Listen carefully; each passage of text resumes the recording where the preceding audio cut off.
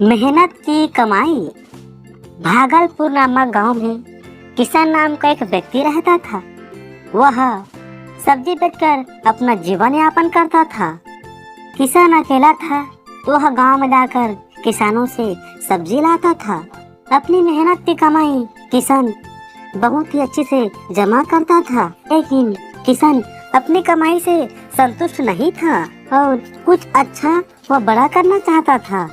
एक दिन किसान सब्जी बेच रहा था जब एक बूढ़ी महिला अपनी सिर पर टोकरी लिए जा रही थी। सब्जी ले लो कहते हुए सब्जी बेच रही थी। तो किसान बड़े चंभित को देखकर महिला को देखकर वह हैरान हो गया। यह महिला इतनी उम्र में सब्जी बेच रही है। अगले दिन किसान के सब्जी बेचने से पहले ही वह बूढ़ी महिला ने घर घर जाकर सब्जी बेच दिया। जब तक किसान पहुंचा तब तक किसी भी को सब्जी की जरूरत नहीं थी। किसान को बहुत बुरा लगा और वह सोचने लगा कि कल वह जल्दी आएगा और कुछ न कुछ सब्जी जरूर बेचेगा। लेकिन अगला दिन भी वही हुआ। वह वृद्ध महिला पहले ही पहुंचकर सब सब्जी अपनी बेच डाली। कुछ दिन बीत गए।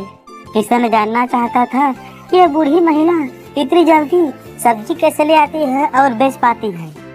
तो किसान उस बूढ़ी महिला की पीछा करने लगी। बूढ़ी महिला को पता चल गया और उसने मुड़कर किसान को पूछा, बेटा तुम मेरा पीछा क्यों कर रहे हो? क्या जानना चाहते हो? आओ पूछो मुझे। किसान बोला, मुझे माफ कीजिए, मैं हैरान हूँ कि आप इतनी जल्दी जल्दी सब्जी को कैसे बेच लेती हैं। कुछ दिनों से मैं कुछ भी नहीं बेच पाया और मुझे पता नहीं मैं क्या करूँ।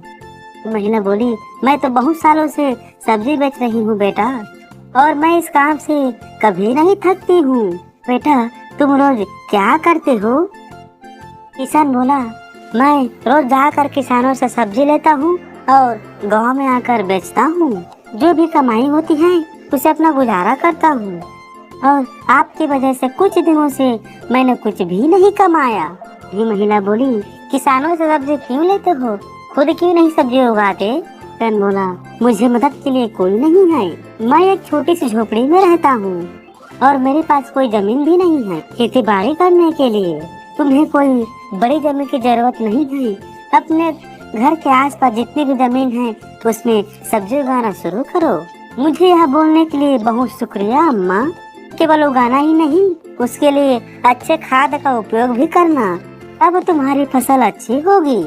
किसान सीधा घर गया और अपने घर के चारों ओर बीज बोने लगा। किसान ने थोड़ी सी भी जगह दाया नहीं होने दी। जड़ खाने वाली सब्जियां, झाड़ियां, लताओं को बोया। कुछ हफ्तों के बाद कुछ सब्जियां अच्छे से उगने लगे।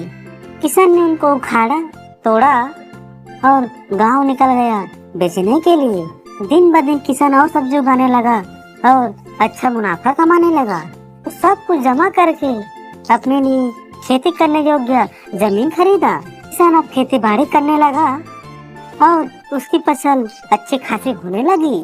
जल्द ही उसने अपनी दुकान खोल ली कई तरह के सब्जियों के साथ। गांव के बहुत लोगों को किसान की सब्जियां बहुत अच्छी लगने लगी और उसी के पास जाने लगे सब्जी खरीदने के लिए। किसान ने अब नौकरों चाकरों को भी काम पे लगाया और अपने दुकान को और भी बड़ा कर लिया। एक साल के अंदर ग्राम प्रधान ने देखा कि कैसे किसान ने मेहनत करके अपने आप को संपन्न किया है।